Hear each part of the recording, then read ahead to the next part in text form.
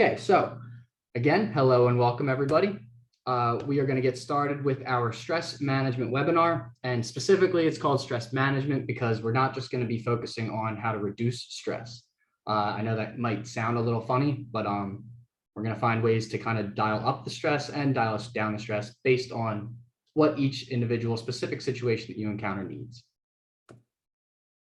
So before we do get started, I would like to take a second to pause and reflect. This, you don't really necessarily have to, share out loud, but it's something for you to kind of just think of on your own. Rate your current stress level using a scale of 0 to 10. 0 being no stress, 10 being very high stress. If you want to share, you can share in the chat. You can say it out loud. And another thing to think about here is, where do you typically feel your stress accumulate? Do you feel it kind of in your temples here, get like sinus headaches? Do you feel it? I personally feel a lot in my traps in my neck. A lot of people feel it in the shoulders, back, anything like that. Cool. Thank you guys for contributing. This is awesome. All right, so we do have some kind of high numbers with the stress levels. Hopefully we can work that down a little bit today in our time together.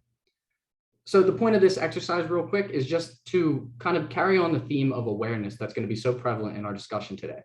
Awareness is going to be the key to being able to actually make things happen, to actually enact change in your environment and in your relationship to stress. It all starts with being aware of your symptoms.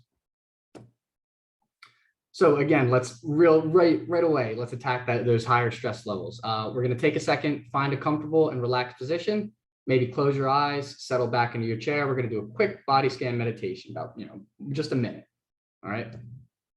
If you do happen to open your eyes, I got this pretty scene in front of you. So take a second with your eyes closed. Take a deep breath in for 4 seconds. 1, 2, 3, 4. Pause for 4, 2, 3, 4. And then exhale for 6, 2, 3. Make sure you push all that air out. 4, 5, 6. All right. Now, as you're doing the body scan, we're going to start with the sounds. So pay close attention to, what my voice sounds like. I'm not always super proud of my voice, but I know it kind of has like a distinct sound. Focus in on that, whether you think it's kind of a high voice, low voice, whatever you think. Pay attention to other things in your environment now. Kind of distance your awareness from what you're closely paying attention to, which hopefully is my voice, to maybe some ambient noise in the background. Do you hear like a low roar of the central air system wherever you are? I don't know if you have if you're at home, you might have a fan on. If there's maybe a TV in the background going on, anything like that. Try to tune in to those noises specifically. All right, now let's shift the focus to our sense of smell. Recently, for lunch, I just had a Italian hoagie, so I know I'm kind of still smelling that. I'm still smelling the onions, a little bit of the peppers that I had, and some of the lunch meat. Anything like that that's in your environment, try to take notice of the smells. Take a big deep breath in through your nose. And now exhale. And then finally, bring these awareness to your actual body sensations. We're going to start up at our forehead. Kind of relax those forehead muscles. If you have any forehead wrinkles right now because you're scrunching your eyebrows up, let them relax. Let gravity kind of start to win the battle a little bit. Allow your eyebrows to lower, your cheeks to kind of lower. If you're smiling, just, let those cheeks hang. Go down to your neck. Make sure you let those shoulders kind of roll back. Elbows extended. Good posture in your seat still, but you don't have to be super upright. Make sure as you're directing the attention closer to the tips of your limbs, you let those fingers relax, uncurl your hands if they're balled in a fist. As you go down your leg, if any muscles are feeling tense, try to turn them off. Wiggle your toes a little bit, and then we are good. That's the end of the body scan meditation. All right, so for today's stress management webinar, we are going to first take a second to define stress. I know it's kind of redundant to define stress for a lot of us because of how much experience we have with it, but I do think that it's helpful if we all have a mutual or shared understanding of the terms that we're going to be using in today's talk. And then we are going to train the stress reflex using metaphorical dial, which I'll get into in more depth in a little bit. And then we're going to implement timely strategies by exploring some realistic scenarios. And I think that that's really the best way that you can try to train your stress reflex, because, the nature of a reflex is that it's reflexive. It's not really, intentional. So the more that you can actually practice doing the preferred outcome of the reflex, the more it becomes actually natural and reflexive. So putting things in perspective, name 3 things that you get to do today. So a lot of people look at to-do lists as if it's like some grueling list of obligations, but in reality, we're kind of blessed to just be able to do things each and every day. You don't have to share these. I would actually prefer if they were more personal to you. Just take a second and identify 3 things that you get to do today. This is all about perspective here, finding optimism in your approach to stressful events or situations. Okay. Now, so defining stress, like I said before, due to the personal nature of stress and how we interact with it, it's really just helpful to standardize the language that we're about to use. So these are the 5 most prevalent stress hormones. So whenever you're experiencing stress, you're typically going to experience a heightened release of these 5 hormones. You'll see that I have the first 3 highlighted here: cortisol, epinephrine, and glucagon. Now, the details here are less important that I want you to focus on, but it's really just so you have something to refer to when you think about how your body is responding to the stressful situation. So even if you don't think that stress is causing your physical symptoms, you might be able to trace, the things that you experience firsthand back to stress. For example, if you notice that your heart starts to race, you might realize that, wow, epinephrine is probably pretty high in my body. I know that epinephrine is a stress response signal. So what can I do to manage my stress? It's really all about awareness. It's useful information that you're able to relate to things like diet, exercise, sleep habits. So while we might not feel like we can control the stress, we can control the things around stress. And that's going to help us cope with, the way that it actually affects us. And these are the tools to do it. So stress. I like to think of our thoughts, feelings, and behaviors as kind of the 3 categories or locations that we experience stress. It's kind of what make us us. So it would make sense that, our experiences would be articulated in all 3 of those areas. But it's very important to realize that these aren't distinct categories or locations. They're all super related. Everything is connected. Everything's a moving part. It all belongs to the same system, which is you.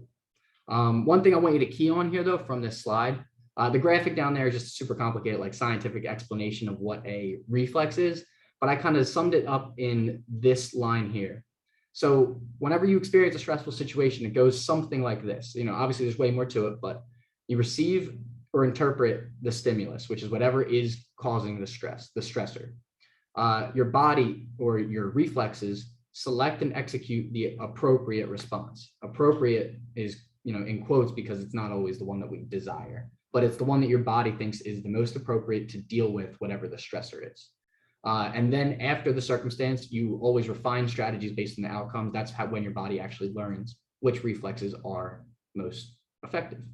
That's what we're kind of trying to, interject in and affect how we refine those strategies and select ones that we prefer.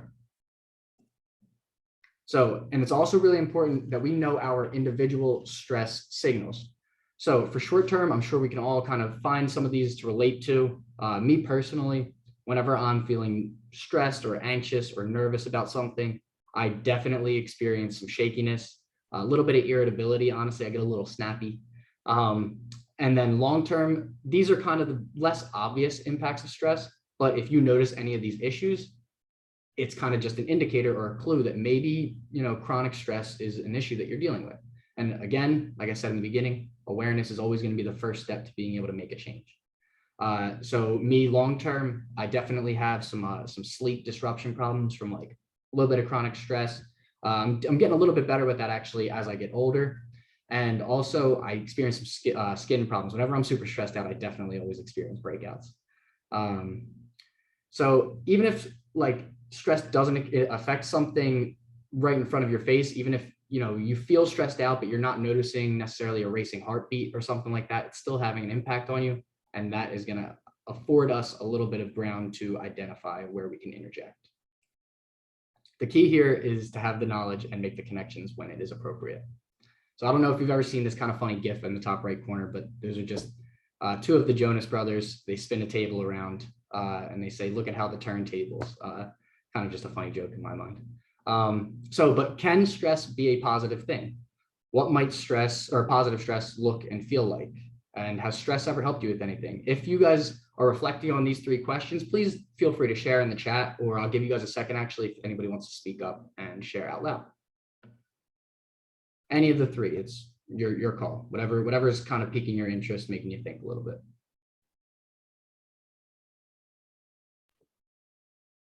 This is Sayi. So I do think stress can be a positive thing, especially in situations where there might be some danger. Definitely. So then that kind of goes back to what I said about like your body selecting the appropriate response. Stress is really a survival response. It's that fight or flight instinct to deal with a problem or avoid the problem. And stress can definitely help you in those circumstances. Absolutely. We got one response in the chat. It says stress can help you focus. Absolutely. What I really want to say is like stress is kind of a neutral term. I mean, it is a neutral term because heightened stress is going to be able to pique your attention on something very, very, very focused. And then if you're able to focus on something, you might actually be able to, interact with that thing a little bit better. So that's great. Stress equals concentration. Yep, definitely. And not always, because in some cases, stress can actually like overwhelm you and kind of scatter your brain, but it really is about how you relate to the stress. That dictates whether or not you have a positive or a negative interaction with the stressor. So that's a perfect segue into the next point here. So distress versus eustress. Depending on how we manage the stressful situations early on, the associated experiences are either distressful or eustressful, so negative or positive. You can kind of see what the definitions here are of distress and eustress. But one thing I want you to kind of focus on is the stressor being perceived as outside or within your coping abilities. So like I said before, if the stress tends to scatter your brain or decrease your concentration, you might think that whatever is stressing you out is out of your control, or you can't really do anything to manage yourself or deal with it in different circumstances. Stress helps in exercise. Yeah, I mean, exercise pretty much is stress. It's you selecting physical stress, essentially. If you remember, I said that stress exists kind of in those three locations in the body: thoughts, feelings, and behaviors. That pretty much works right into the behaviors aspect of exercise. That's awesome. But yeah, so I really want to, I don't want to act like reductive to the situation. It's never as simple as just deciding that something that's stressing you out is going to be positive.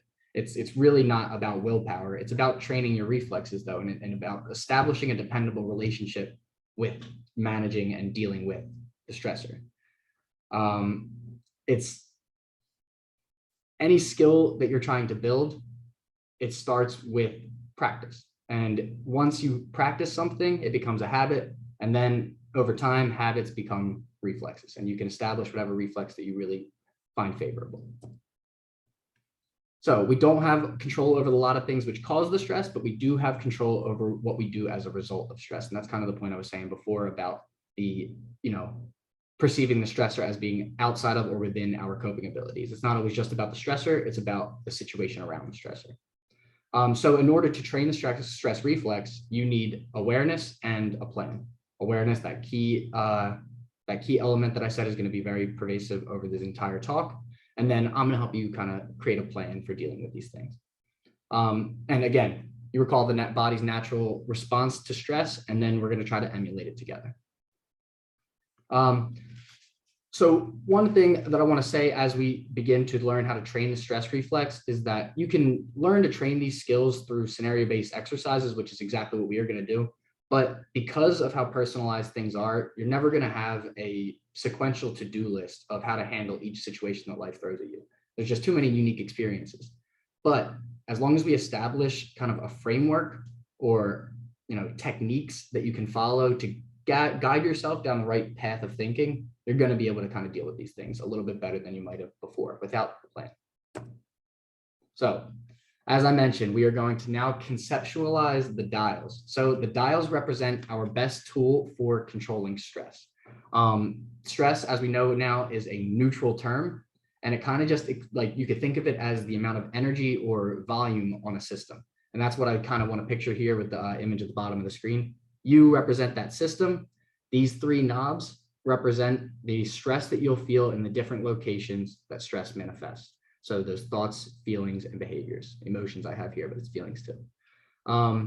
So once we are able to be aware of the situation we're in and how much stress we're feeling, or how much of a certain knob of our system is being turned up or down, we're going to kind of start to be able to control those things by enacting decisions and behaviors that we know will impact those specific categories. So step one, obviously, will be to identify the type of stress that you're experiencing, or selecting the right dial. So if your thoughts are being affected by stress, you want to use strategies that change your mindset, right? So you want to target things that, impact mindfulness, or things that help collect your composure and things like that. If you were trying to deal with stressful thoughts, and then you kind of engage in something that would be more for your feelings, although it might help because they're all interconnected, it might not be exactly what you need in that moment. That would be like trying to deal with stress without knowing where you're experiencing it. I like to say it's kind of like driving a car, or hitting the gas and you're hitting the gas pedal, but being in neutral. You don't know where you're going to go. You don't know if you're going to go forward or backwards. And then we're going to try to control the volume of stress. Once we know exactly where we're feeling it, we need to know if the situation requires us to turn the dial up, or if it requires us to turn the dial down. If you're too energetic and anxious and the situation requires poise, so, I've obviously, I like to compare things to athletics. So if you're at the foul line for a basketball shot, and you have to, kind of stay calm, pressure's on. If you're feeling really anxious and shaky, that might not be the best state for you to be in for the specific situation. So you might need to try to turn your behavioral behavioral dial down, so you're a little bit more calm and physically steady. So what are some, I'm interested in finding out, because I know I'm going to kind of spitfire a lot of different strategies at you. I'm interested in seeing what kind of strategies you use right now to manage your stress. If you guys could share in the chat or out loud, completely up to you. Running, yoga, that's awesome. Oh, I want to read that one. Hold on. These are awesome. I'm really glad you guys are typing these in too quick.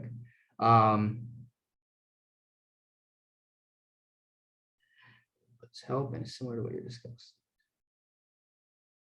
Long walks, deep breathing, walking, jazzercise, cool.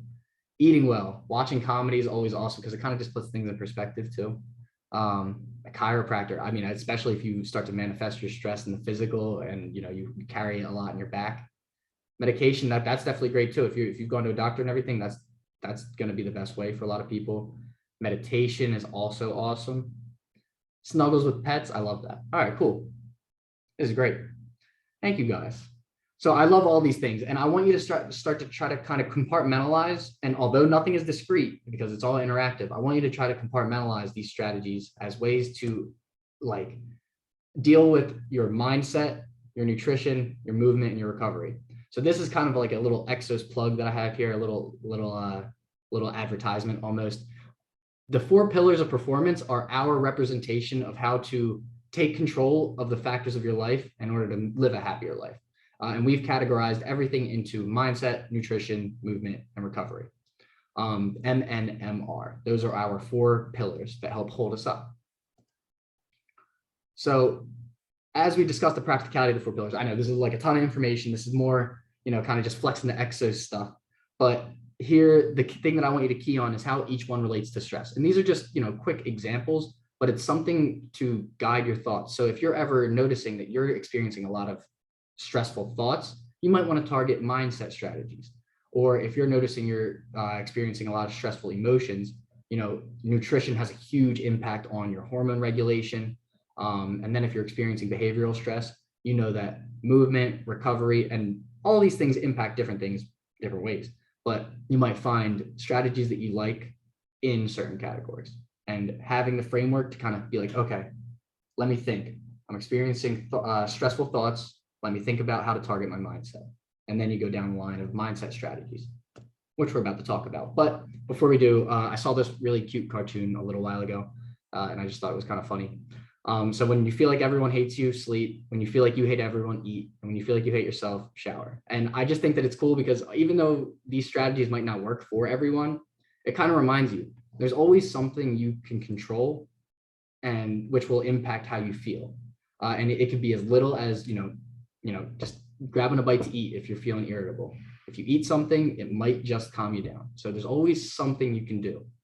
All right. It all starts with the awareness though. So the 4 pillar strategies, if we're trying to manage our thoughts and we're going to look at things through a mindset perspective, we want to try to make sure that we use failure as a springboard with a growth mindset. So even if you fail, you know that you've grown. And another thing that I like to say is if you're having like self-defeating thoughts or stressful thoughts, try to think and talk to yourself how you would speak to a good friend that you respect a lot. Because if that good friend was like worried about something or stressed out, you would probably say something like, oh, well, I mean, I'm sure you did all you could. And no matter what happens from this point, you're going to learn and grow and you're going to make it to the next step. And you're going to be better off because the thing happened, regardless of how it turned out. So you want to treat yourself like you're a good friend, because I think a lot of the time we're a lot harder on ourselves than we are on other people. Then if you're going to try to manage your thoughts through nutrition, a lot of people say that your stomach is your second brain. So if you manage your gut health, you're going to be able to promote mental clarity. I'm going to go into on the next one about how diet really affects your hormones. So there's a little more information there too. If you're going to use movement to target your thoughts, regular exercise increases your brain's neuroplasticity, which just means that you're going to be able to learn and grow better. And that kind of just goes back to that growth mindset. You're always going to be better off once you're moving, once you're engaging with something, and you're actually just going to keep going. That's it. And finally, we want to treat mental stress as if it is physical stress. Allow yourself to have time to prepare or process after or before a stressful event. A lot of the time we kind of just take things on in rapid succession because we just think, oh, it's just mental, it's in my head. But just because it's in your head doesn't mean that it's any less real. It's just as real as if you got like a big physical injury, if you're super, chronically stressed out. Next up, we have managing feelings. So if we're looking at it through the mindset lens, you want to increase the awareness of how your mood affects the person that you are. You want to be able to feel your feelings, and you don't want to cut anything short or put any feelings in the trunk or anything like that.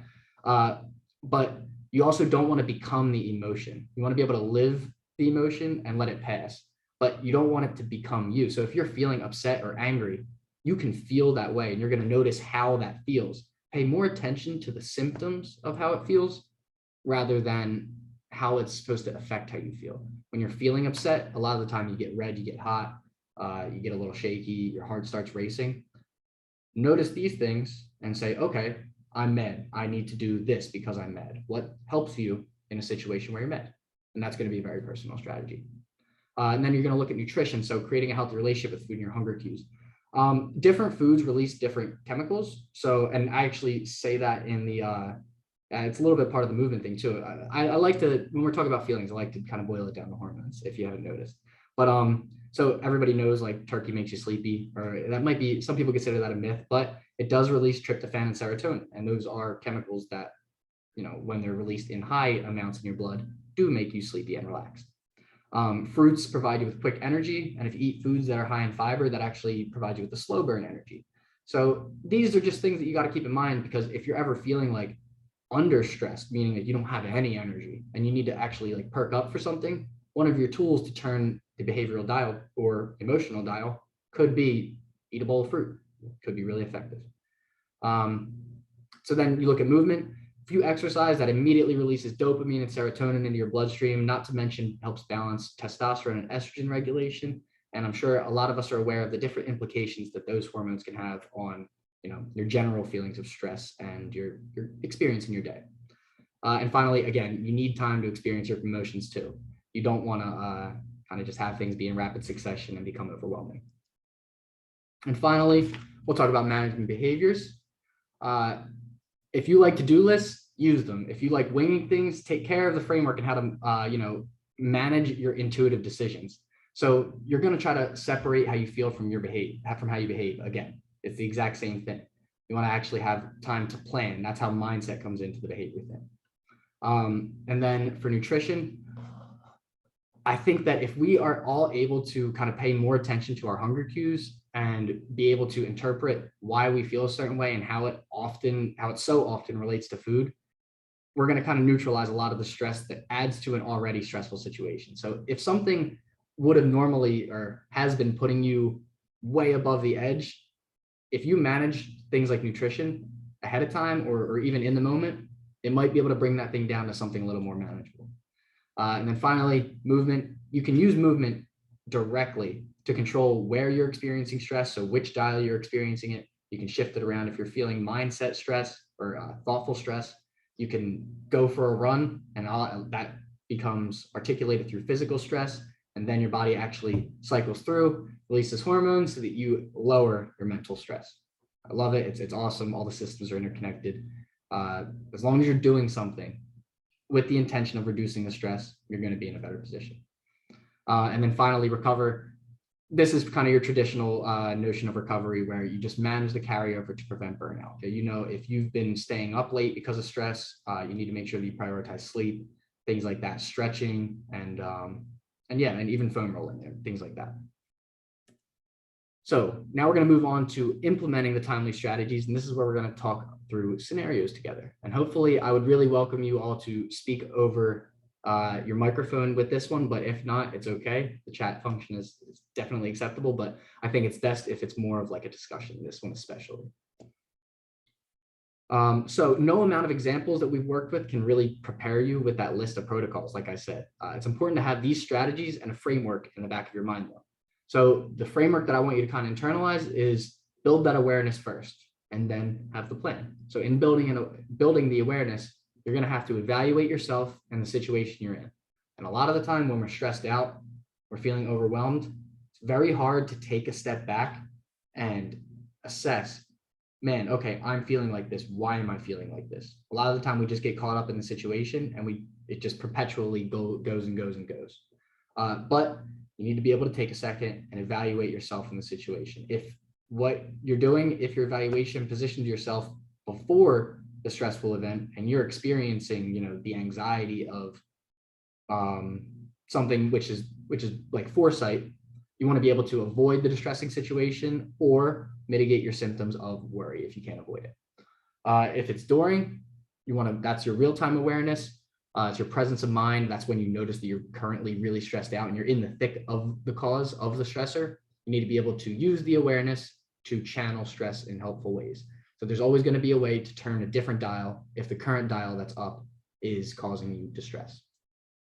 And then finally, after a stressful situation, we're still stressed out, it's carrying over. We need to find something that is within our locus of control and then follow through.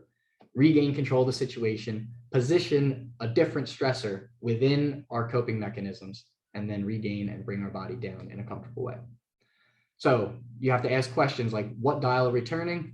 Are we turning it up or down? Are we trying to get more energy? Are we pumping more stress in so that we focus? Or are we trying to turn down so we can recover? Using the 4 pillars, we will turn those dials through some of those mechanisms that we talked about before. So this is the first scenario that we are going to go over together. It is the night before you have to give a huge presentation at work. You've had this day circled on your calendar for weeks, and if you don't nail this, you could potentially cost the company a lot of money. The presentation is 99% finished, so it's pretty much out of your realm of worry. Well, out of your to-do list, I should say. You just have to rehearse it a few times and iron out some of the details. Otherwise, it's just a matter of time. What are some of the stress management strategies that you would target here? Now, your answer that I'd want you to kind of contribute now could either be centered around your thoughts, feelings, and behaviors. I want you to talk about how, what kind of stress you would expect to feel, and then what area, as in mindset, nutrition, movement, or recovery, would help you deal with that stress. And remember, this is before the stressful situation. So for me before, I think that this is mostly mental. I think most of my stress that I'd be experiencing is all in my mind. I would have self-defeating thoughts. I'd feel really anxious. I'd be really nervous. So I think I would want to remind myself, what would I tell a friend if they were in this specific scenario? And I think that if I just had words, I would say, look, what you've handled, what you can control, the presentation's ready. You can't really do anything now except prepare and then follow through when it's the day of. And following through doesn't mean nailing it 100%. It just means doing your best. And then afterwards, keep that growth mindset and you'll be better no matter what. All right, we have one answer. My anxiety would be high. Mental. I would be wondering if the group is paying attention. Do they care? Etc. Yeah, exactly. And these are definitely stressful situations that we don't experience. Anxious and mental, I would have a high mental stress. Nervous about talking in front of others. Good. So what would we do to get rid of that nervousness? Would there be any steps that we could take? And remember, this is before we're actually delivering that presentation. What could we do before to reduce our anxiety? Another thing that I have here, another note that I have is make sure that I get good sleep. All right, we got a contribution from Megan. Pause and breathe. Yes, I think that breath control is super useful when we're talking about anxiety. Practice, practice, practice. Exactly. So you've already finished the presentation. So the more familiar you feel with the content that you're going to deliver, the more it kind of just becomes natural for you. That's awesome. Try and take a walk or a walk away for 5 minutes before a presentation. Oh, I love that. That's one of my favorite ones because, that's combining or that's using a different dial to impact your mindset dial. So we're going to turn up our physical stress, get it all out in a nice brisk walk, release those happy endorphins, build a little bit of our confidence. And then also just the simple ability to, check something off your to-do list gains a lot of confidence and momentum as you move on. So somebody said they get nervous talking in front of others. The way they cope is to be prepared by practicing. Yes, but one thing I want to remind you all here is that if you're practicing and you're spending a lot of time just rehearsing and rehearsing, it's important to remember that, burnout and cramming can oftentimes be a bit counterproductive. You want to make sure that you're also managing that stress so that you're not just hyper focusing on the presentation, you're controlling it so that you can actually turn the dial down until you get to the presentation. Practicing is obviously always going to help, but if it's contradicting another area in those 4 pillars, you might want to, try to compare that cost benefit analysis there. All right, great. Thank you guys. Those are great responses. We'll move on to the next scenario. So this is a fight or flight or presence of mind. So this is during the event. An important holiday is coming up and you're trying to figure out a plan of action. The parents, siblings, friends that you usually celebrate with are all contributing to a conversation about what should happen, and no one can seem to get on the same page. Now, you're all together in person in front of each other. Tension starts to build as people are losing patience and becoming frustrated with the lack of resolution. I know I just had this experience last weekend, actually. What would you, I think a lot of you can relate to this. What would you do in this circumstance? So you're in the thick of it. You are currently stressed out by something that is actively happening right around you in real time. What could you do in this situation? And mind you, I'm not looking for how could you resolve the issue. I'm saying, how could you manage your own stress internally? I'll give you a second. If anybody wants to speak up over the microphone, it's all up to you. Walk away and take a break from the conversation. That's awesome. I mean, yeah, breathing, eject. Yeah, hit that eject button, get out of here, pull the parachute. Exactly. Ask for a quick break. Think of a happy place. Yeah, great. Awesome. I do think that not in every circumstance, it's not always going to be an option to kind of eject and leave, but whenever we can, remember that's a really good strategy to deal with stress, especially when you feel yourself starting to become your emotions. You need to sometimes take a step away so you can actually mentally remove yourself from the situation, take a step back, and then manage yourself a little bit more responsibly. Everyone take 5 minutes away from the subject. I really like that response too, because one thing I have here is kind of on the nutrition side of things. And again, I want you guys to try to think about the 4 pillars. On the nutrition side of things, food is such a communal act, and it's supposed to be shared with people that, you love and you appreciate the company of. A lot of the time, if you all just take a break, table of discussion, go eat something together, a lot of that animosity could be subsided just by eating. And that's an endorphin response or a hormonal response, but also it's a communal response. It's cultural. You're learning to interact in a more positive way over a less stressful topic. We have someone say make other plans. Yeah, I mean, hey, if that's gonna resolve the situation, I mean, hey, it might just come down to that.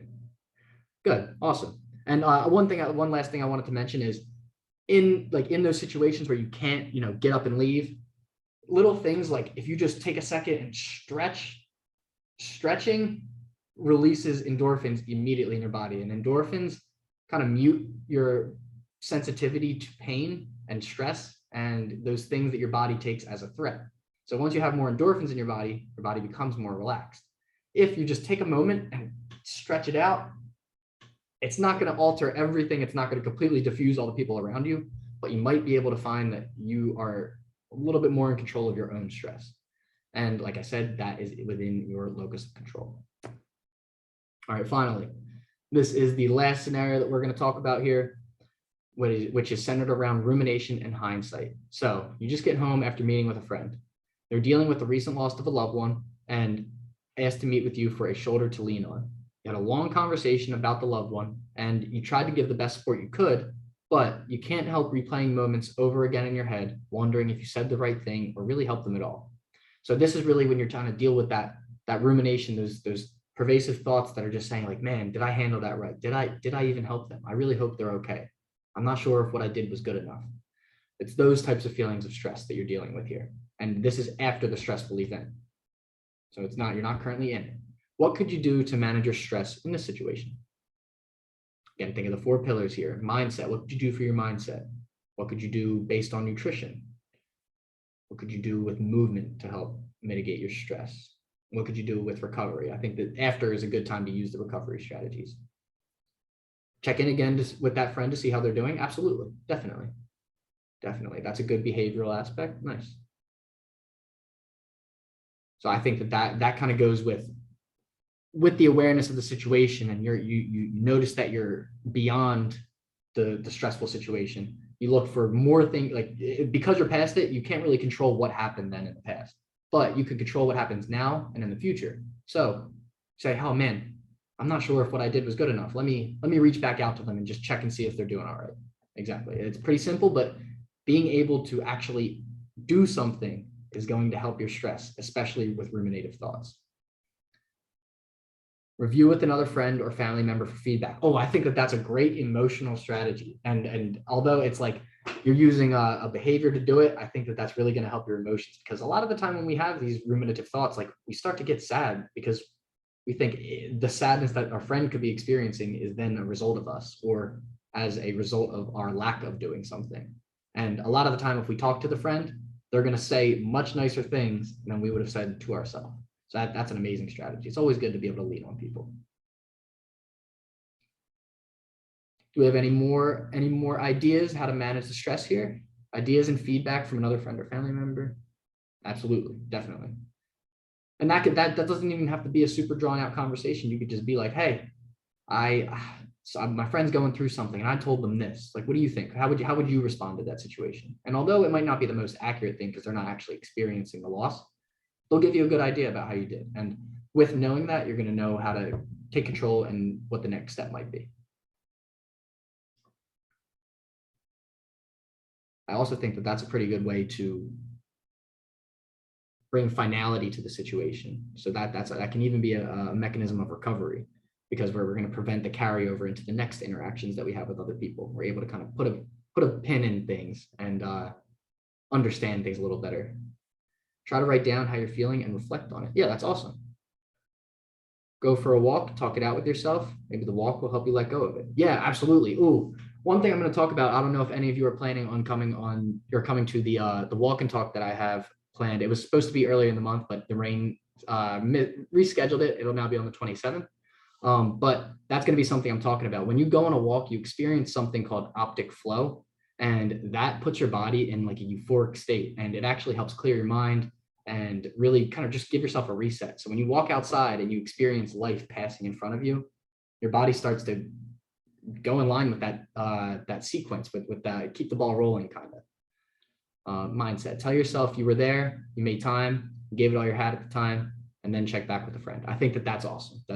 That's a really good way to put it, because that goes back to how you would speak to a friend. If somebody came to you saying, oh man, I'm stressed out, I don't know if I really helped this person, you would say, look, you did everything you could. You really did try your best. Try to fill up my cup spiritually so that I can continue to be a resource. Praying and maybe a devotion to center me. That's amazing. That's awesome. Continuing to be a resource for them. I think that's really cool. I just saw something today. It said, no matter what, make sure that you're the person that tries. After something that's good, after something that's bad, be the person that tries. That's awesome. Oh, dependability and always give an effort. That's great. All right, so that's pretty much it. And that we're getting to be at the end of our 45 minutes here, but I think we have a couple left. If anybody has any questions or comments, any input on some of the strategies, anything else that you'd want to share that you like to typically use in your own life, anything like that. Thoughts about our 4 pillars, maybe?